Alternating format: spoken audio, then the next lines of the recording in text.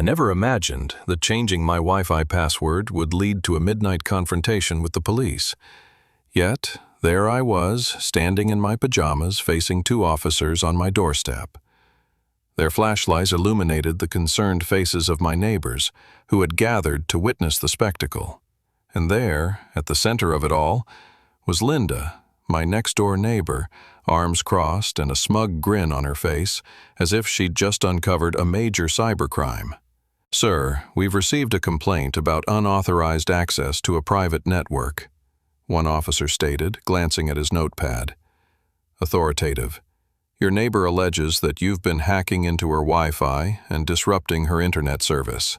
I blinked in disbelief. This had to be a joke.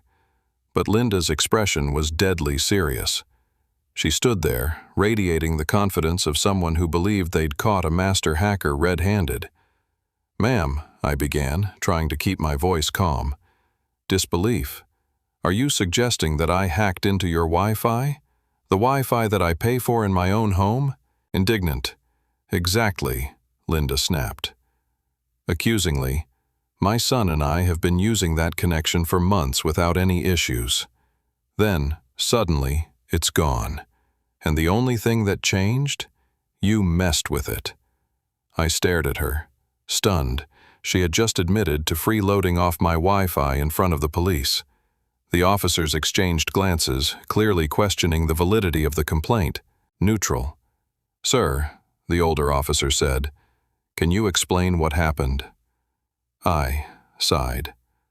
Explaining, "My internet was running slow, so I checked my router settings. I noticed multiple devices connected that I didn't recognize. So I changed the password. That's all I did."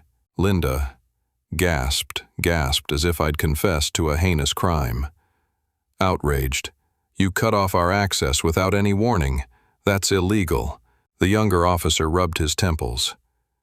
Exasperated, "Ma'am, your neighbor has every right to secure his own network. It's his service." Linda's face turned red with frustration. Frustrated, "You don't understand. This is a community. We share things here. Now my son can't even do his homework." I couldn't help but chuckle. Sarcastic, "Homework? Your son spends all night gaming and shouting into his headset." The officers looked like they wanted to be anywhere else. Tired. "Sir," the older one asked, "do you want to press any charges?" I shook my head. Wearily, "No, I just want to go back to bed." They nodded and turned to Linda, firmly. "Ma'am, please refrain from using your neighbor's Wi-Fi without permission. If you have issues, contact your service provider." Linda huffed, and stormed off, muttering, "This isn't over." The next morning, I found my mailbox stuffed with handwritten notes from Linda, each one more dramatic than the last. One read, "Shame on you for destroying community spirit." Another said, "God sees what you did." The pièce de résistance was a fake petition titled, "Make Alex Give Back the Wi-Fi," signed multiple times in different handwriting. Soon, the neighborhood buzzed with rumors. At the coffee shop, two elderly women whispered behind their cups as I walked by. "That's him," one muttered. "The hacker." At the grocery store, a father pulled his child away from me. Even the mailman gave me a look of pity. I couldn't believe it. Linda had convinced half the neighborhood that I was some cyber criminal who had locked them out of a shared network. Then, things got even stranger. While checking my router settings, I noticed an unfamiliar device still connected to my network. I had changed the password twice. No one should have access. Curious and a bit alarmed, I traced the device's activity. It wasn't just browsing the internet. It was accessing files, logins, and transactions. The IP address pointed to Linda's house. My stomach dropped. Someone in Linda's house wasn't just stealing Wi-Fi. They were engaged in something illegal. I decided to set a trap. I reopened my network under a generic name, Free Public Wi-Fi, and enabled tracking software.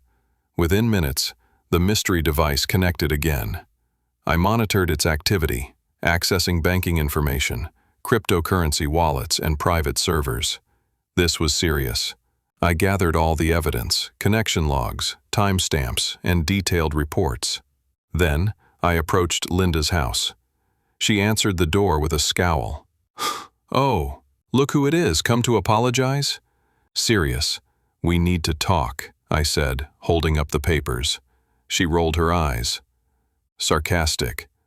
"What now? Did I breathe too loud?" Firm. "Someone in your house is hacking accounts using my Wi-Fi." Linda's face shifted from annoyance to confusion. Confused. "What are you talking about?" I handed her the documents. Serious.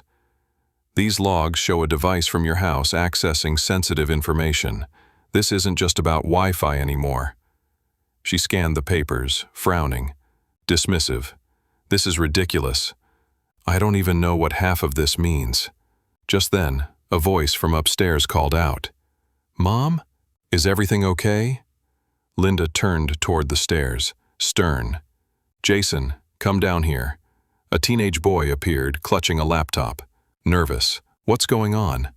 Linda held up the papers, demanding, "Care to explain this?" Jason's face turned pale. Nervous. I don't know what that is." "Give me the laptop," she demanded. "It's mine," he protested. She snatched it from his hands and opened it. Her eyes widened as she saw the list of stolen accounts and financial data. "Jason, what have you been doing?" he stammered. "It's not what it looks like," I interjected. "Actually, it's exactly what it looks like." Linda turned to me, her face a mix of rage and desperation. "You did this. You set him up." Before I could respond, there was a loud knock at the door. A voice called out, "FBI, open up!" Jason froze. Linda's eyes darted around the room. She whispering, "We have to hide the laptop." I stepped back as she frantically looked for a place to stash the laptop, panic rising in her eyes. "Linda, do not do what I think you're about to do." But it was too late. She darted into the kitchen, yanked open a drawer, and tried to shove the laptop in beside some Tupperware lids and old takeout menus. Jason followed behind her, stammering. "This is insane," I said. "They're going to search the house. You're only making things worse."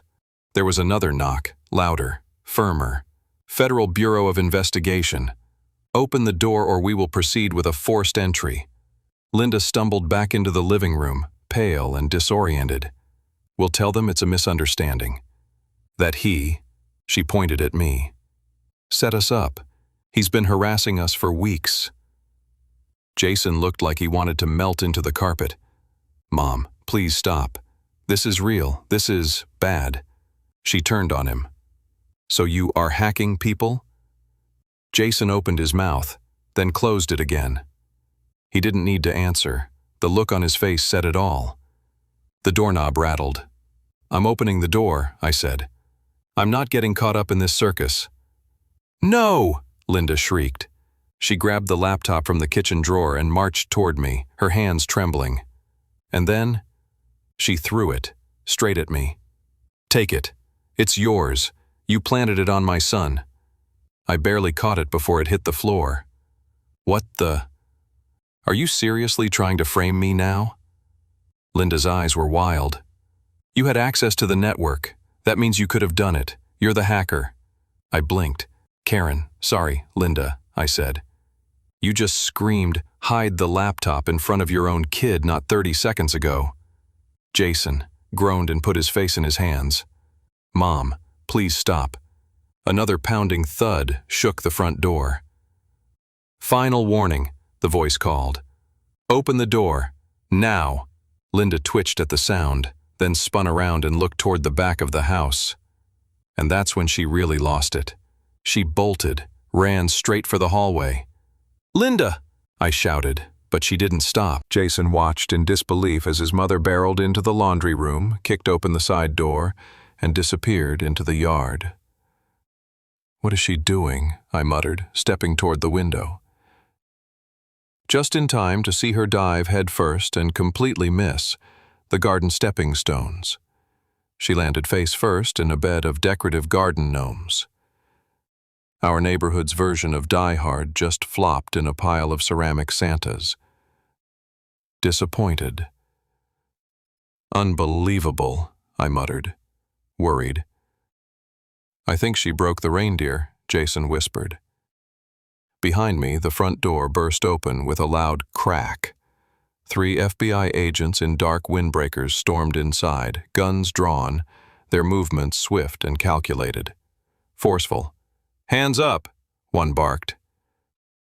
Jason immediately popped his hands in the air like he was signaling touchdown. I held the laptop out in front of me, nervous. Not mine. She threw it at me. I want that on record."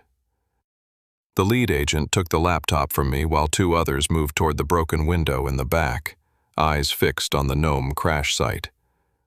One agent, we might need medics, or maybe a broom. She landed on about 7 tiny Santas. Distressed. "I'm innocent," Linda wailed from the grass. "You jumped out a window, ma'am," he replied flatly. Distressed. "I panicked," she moaned, still tangled in fairy lights. Meanwhile, Jason looked like he'd aged 10 years in 5 minutes. One of the agents approached him carefully. Questioning. "Bradley Smith?" Jason nodded miserably. "Serious. You're under investigation for federal cybercrimes. We have a warrant to seize all devices. You have the right to remain silent." Jason just held out his wrists. Resigned. "Can you just take me?" As the agents recited his rights, I stayed pressed against the wall, watching what felt like a Netflix docuseries unfold live in Linda's living room. Another tech agent scanned the laptop I'd surrendered, nodding toward his colleague. Satisfied. "We've got everything we need. Banking info, server infiltration tools, crypto wallet traces, all linked to this machine." Linda's wailing from the garden reached a new pitch. "But..." "He's just a child." Annoyed. "He's 18, the agent replied, shaking his head. "Legally, an adult." Linda let out a dramatic gasp and rolled over, clutching her ribs like someone had just stabbed her with a modem. Pleading, "Brad, tell them it's not true." Jason looked at her, exhausted, humiliated, and utterly resigned. Exhausted. "Mom, stop talking."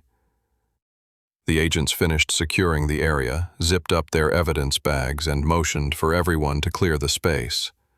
One paused to turn toward me. "Me either," I said.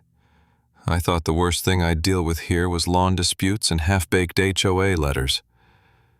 The agent gave a half chuckle. "Well, you might have just stopped a pretty big ring from growing." Linda, now halfway off the lawn, pointed dramatically at me. "He's the real hacker.